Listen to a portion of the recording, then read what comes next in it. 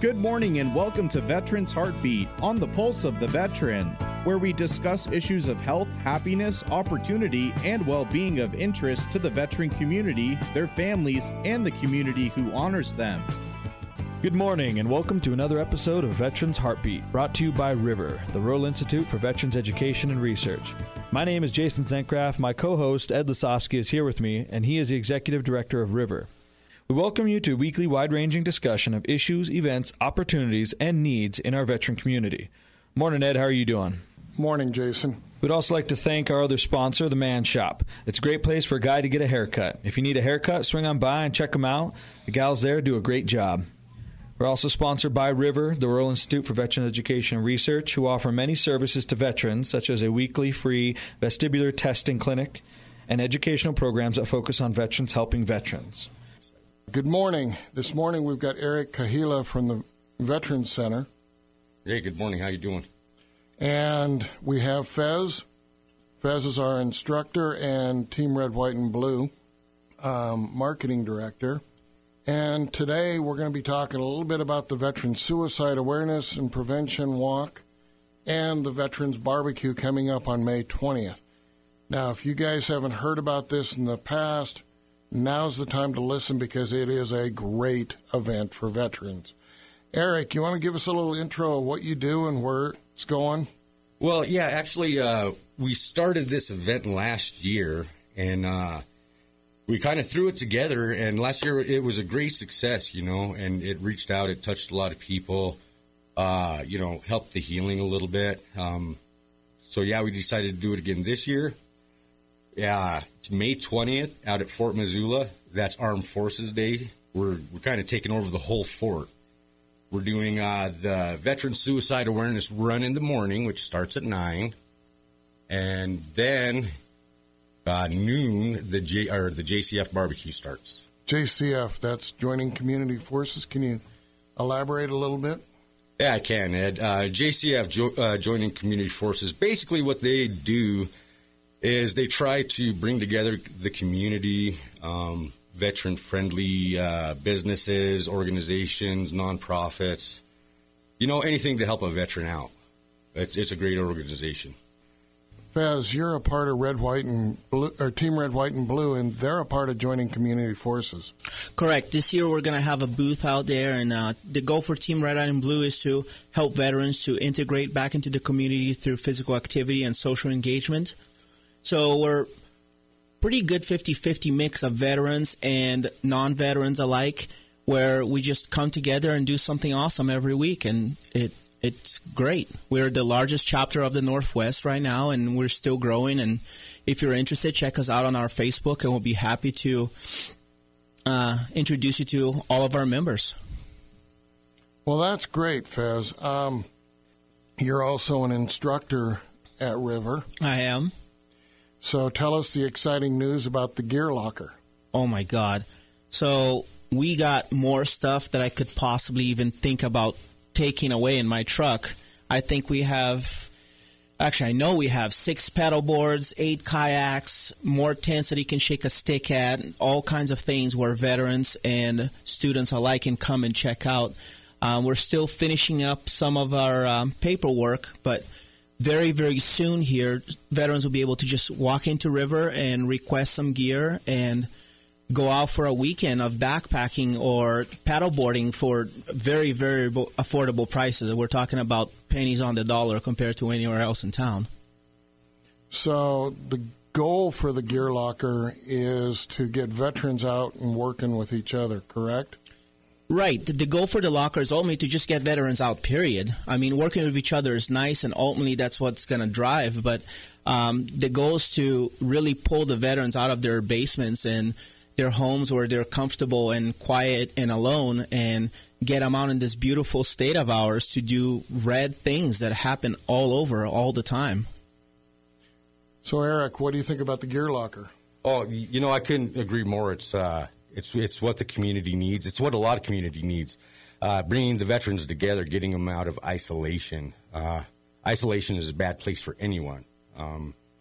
So yeah, it's great to get them out in the sunshine, maybe do some bonding experiences. It's going to be a great event. So this event coming up, there's going to be other events during the summer, but that's a problem. And one of the goals for River is to do weekly events. Fez, do you want to touch on that a little bit? Right. Our weekly Friday and potentially Saturday events are very well organized and very well supported, but they're not being highly attended, unfortunately. And we really would like our students and veterans in the community to just get a hold of us and come out and check some of our stuff out. I mean, we have this huge piece of property on a private lake, and we take out the paddle boards, and we have fly fishing gear and kayaks and camping equipment, like I mentioned earlier. And if you want to use the property, all that stuff is there and available to you. Really, as a veteran, all you got to do is reach out a little bit, and we're more than willing to help you. Well, we need to give a shout out to Greg Hamilton from Berkshire Hathaway's Real Estate. He developed a lake up by Sealy, or right up by Salmon, actually, called Emerald Lake. And if you look up, it's Tote Road Lake on Google. And he's allowing us to have access to 30 private acres so that we can do things. One of the things that we will be doing is we are going out and we are putting up a fall course specifically for veterans and their families. River is a very family-oriented program. Actually, students, our foundation that we put together enables family members of veterans to go through the programs for free. So, Eric, a little more about the barbecue. Well, like I said, we got a lot of community support this year. We're going to start off with a color ceremony that actually the Montana Youth Challenge is going to do for us. So that'll kick us off. Then we'll have a chaplain speak, a couple other guest speakers, and kick off the run. The people that are running will probably finish in about 2 hours. The people that are rucking will probably finish in about 4 hours, and that'll put them right at the time the JCF barbecue is kicking off. Now that sounds like a really good event, the JCF barbecue. I've been to it last year, and they had some great hamburgers. Yeah, great hamburgers, beer garden if people partake. Live music. We're bringing a lot of people together this year. Now, I know you're one of the organizers, but we got to give a shout-out to Shannon Noble at the Job Center and Anton Johnson and Steve Hale. Oh, definitely. They have really busted their tail to get this program together for you guys. Well, River, we're breaking open the gear locker. We're going to have horseshoes, ring toss, scatter, ladder ball, cornhole. We're going to basically a whole bunch of lawn games we're bringing out there, along with our 4x4 just to show off, and some of the paddle boards and kayaks, just to really give the veteran community a taste of what River has to offer as far as recreation is concerned. Let's talk about some of the people that are going to be there. We know that the Vet Center is going to have their mobile vet center there. That's correct. The Vet Center, they're going to be down there with a mobile vet center. Also, there will be some representatives from Fort Harrison down also. So let's talk about the fact that we have 27,000 veterans that are not signed up for health care in the VA system. At this barbecue, if the veteran was interested in signing up for health care, can they sign up? You know, that's a great question, and I'm glad you asked it. They will be able to get the paperwork to sign up for health care. There's going to be people down there to answer questions about any education benefits. The university will be down there. All right, so where is the event being held at? It's actually being held right in between the two museums at Fort Missoula, which actually both museums will be open to the public all day, free of charge.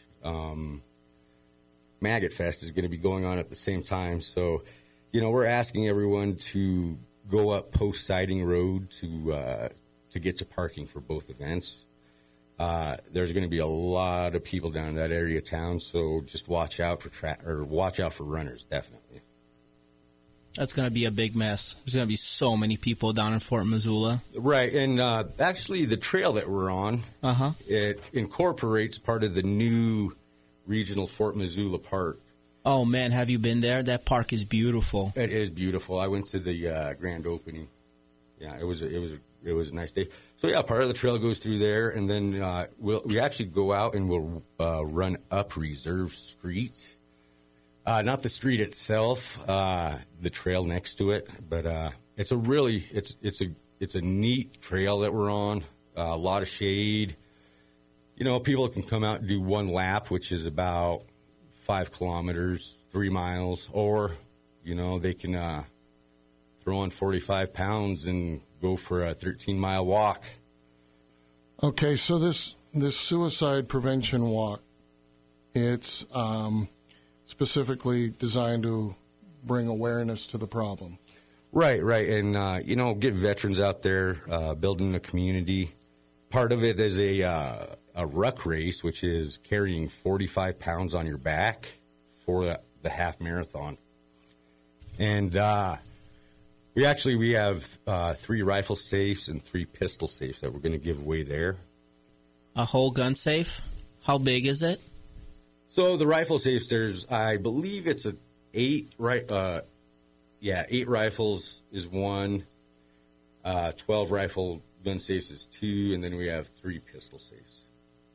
That's incredible. I would walk a mile or half of a marathon for that. Right, I don't know about the 45-pound pack, though. Yeah. I'm a soft Air Force guy. Oh, come on now. You can do it. You can go as slow as you want. There's going to be free beer, or not free beer, free food, and maybe a beer waiting for you at the end. Ooh, now you're driving a hard bargain. So let's talk a little bit about veteran suicide and prevention. Eric, what's your background? How did you get into that? Well, I'm a Marine Corps veteran. I joined right after 9/11 and was in for 10 years. Pretty uneventful. I never deployed, nothing like that. But readjustment back into society was tough. So, yeah, I saw a lot of my friends commit suicide. Myself, I've been there before, and I just understand. So, it's really important to have something like this to let everyone know. It's still 20-plus veterans a day who are taking their own lives. That's a lot of veterans. And, Eric, let's talk about that statistic a little bit. You know that's a false statistic. Oh, yeah, that's why I say 20-plus. The study, I've read that study, and it did not include California, Texas, New York, or Florida, or Alaska. Are you aware of that? I am, and yeah, I agree. It's more than 20. It's way more than 20 a day. Not only did they forget the states, but probably a lot of the causes of death are wrong. Eric, with you doing suicide, are you working with the Vet Center on doing suicide prevention? Well, right now my role at the Vet Center is I do work study while I'm going to school. So I haven't really got a chance to do much of that yet, but I'm sure that's where I'm going to lean towards is suicide prevention. So I work at the River program as a clinical suicidologist, which my role is to develop programming to help lower the suicide rates within Montana. You're going to the University of Montana getting a degree in what? Social work. So you want to become a clinical social worker? That is correct. So how far along in the program are you? I'm a senior this year. Well, this coming up. Well, congratulations on making it this far. Right. So are you going to finish your master's? Yeah, I'm planning on finishing the master's at the U of M. I would like to go to work at the Vet Center or in the VA in some capacity, just because I really believe the only way to change it is from within. The system's out of date, and, you know, it needs some fresh blood in there. So one of the issues that we have is none of the programs that are offering social work or mental health, they don't teach suicidology. And I imagine losing some of your friends to suicide is part of your drive. Yeah, it definitely is. Faz, you and I have both worked with individuals that go into crisis. Correct. One of the issues that we had when we tried to put the bill forward before the legislature is... House Bill 612. 612, yes. Senator Thomas, who is down in the Bitterroot, and Senator Sands both said that veterans that have any form of PTSD should not be treating other veterans. Do you want to comment on that, both of you? Well, you know, I'm a strong believer in peer support. You know, if you've walked through the same walk that someone else is going through, you can give them a hand up. That doesn't matter if you're a clinical psychologist or not, you know. So I think the peer-to-peer part is extremely important. I couldn't agree more. I mean, I understand where they're coming from and the hesitation of putting somebody that has potentially been in a crisis before in a situation of another individual in a crisis. However, Eric nailed it right in the head. As a veteran myself, I'm much less likely to listen to someone that has no idea what I've done and how I've done it versus a friend or somebody that I consider a brother or sister in arms when it comes to those type of interventions. Because it's somebody that you can relate. It's really very simple. So I understand their hesitation as far as liability is concerned, but when you're losing 20-plus people a day, I much rather take that liability and save 10 of those people. Oh, yeah. One of the generals that I got to know, and I can't say his name right, but it was General Petard down at Fort Bliss, took the courageous steps of admitting that he was suicidal at one point in his career. But being that he was a well-paid officer, he could go out and have a private psychiatrist at his beck and call. And I remember this case very well, when an individual at Fort, at his command, completed suicide by hanging himself by the Christmas tree. And the two twin daughters got to see their dad. That's a shame. That's absolute tragedy. Anyway, he said that's bull crap. I'm being polite on the radio. But he did a lot of things against the norm. That while the rest of the Army was increasing in suicide rates, he actually cut the suicide rates in his command in half. And the next general that came on and took over the base dismantled most of those programs. And what we saw was a raise in the suicide rates by triple. That's a real shame, you know. Education about suicide, that's one of the big pieces. The more we bring up suicide, the less stigma it's going to have. You know, the less fearful you'd be to tell someone else, hey man, I'm not in a good spot. I'm thinking about offing myself. You know, it's a hard thing to say and do, but the more we actually normalize it, you know, the more we normalize it, the better off we are. I mean, a person's life, you know, it ebbs and flows. Well, we have a problem in this state in the fact that we do not come forward. We had a veteran that completed suicide by taking a shotgun into the VA and blowing his brains out in the bathroom at the VA. That didn't make state news. It didn't even make national news. Then we had another individual last year with the National Guard that attempted suicide twice at the armory. The third time he did complete it by hanging himself. These stories have got to get out. They have got to be told, and we've got to do something.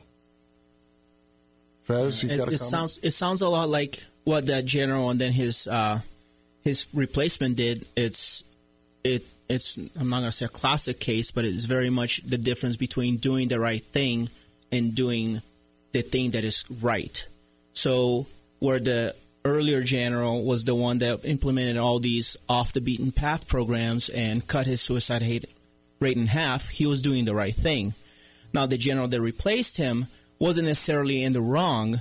He was doing things the right way, but the right way wasn't the way that was saving his soldiers. So that's a disservice. And I feel that there's a lot of political red tape, and there's also a lot of fear in doing the right thing when it comes to suicide, because it is such a slippery slope, and there's such a great liability for anybody that even thinks about touching somebody that has suicidal thoughts.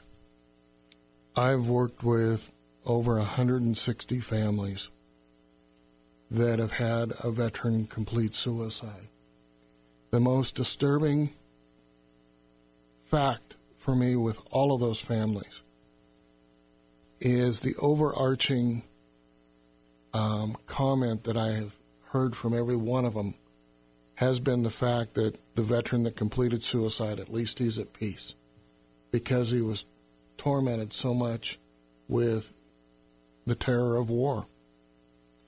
Now, one of the things that we are doing at River is we are working on attempting to find the physical cause of PTSD. Fez, do you want to talk a little bit more about that? Yes, that's part of our vestibular study, which hundreds of papers deep into reading and doing a comprehensive literature review for it. But what we believe causes, or could be one of the causes for PTSD, is what's called a vestibular disorder, where your inner ear, it's actually physically damaged from either microblasts, so therefore you never really had a concussion, or a one-time deal where you did develop a mild TBI or something along those lines. And that slight microscopic change and damage within your inner ear ultimately drives you towards PTSD, because your brain is always second-guessing itself, even if it's subconscious. Your balance is off. You may feel insecure in large rooms because you can't get your bearings.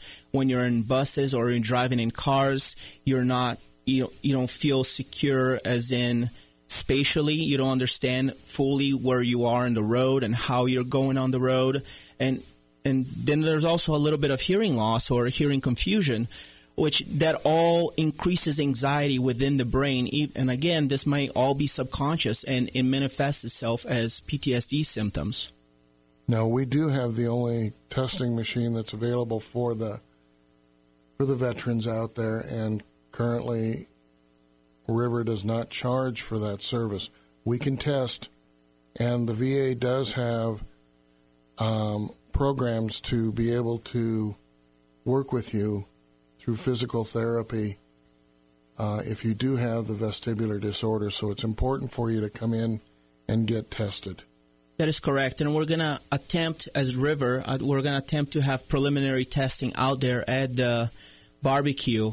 It's a very quick test, 5-10 minutes of your time at the most, and again, preliminary testing, inconclusive results, but at River proper, we have the full equipment where we can get some diagnoses after the results are interpreted by an audiologist and an MD. So basically what you're saying is the veteran could go get the test down there the day of the barbecue, but then he would have to take the results. Not quite. They can do a preliminary testing. So there is a two-pronged approach. It's the first one is essentially just looking at your balance, which it's a telltale sign of vestibular damage. And if your balance is abnormal, then we would recommend you to come and get a more comprehensive testing done at River. And again, there's no charge, there's no cost to you to come and do that full testing, which takes about 45 minutes to an hour, depending on you. The test kind of guides itself through it, and we as technicians just put you through the test. And once after that secondary testing is done, then the results can be read by an audiologist and an MD, and then you can ultimately So it's a two-part pronged. Absolutely. It's a two-part testing. So I want to thank Fez, our lead instructor at River and one of the marketing gurus over at Team Red, White, and Blue. It's my pleasure to be here. And I want to thank Eric from the Vet Center. Yeah, thanks for having me. And it's another great day in the neighborhood. Let's get out and play. So thank you very much for listening to Veterans Heartbeat. We'd not be able to bring this to you without all the support of the listeners. Thank you again to the Man Shop for sponsoring the show. If you are in need of a great haircut, swing by and get a snip. Also, thank you to our main sponsor, River, the Rural Institute for Veterans Education and Research. They have an array of services such as veterans-focused education and a free vestibular disorder clinic. Check them out on Facebook or on the web at riverofchange.org. Lastly, we would like to show our appreciation to all of our veterans. Thank you for serving our country and keeping us safe.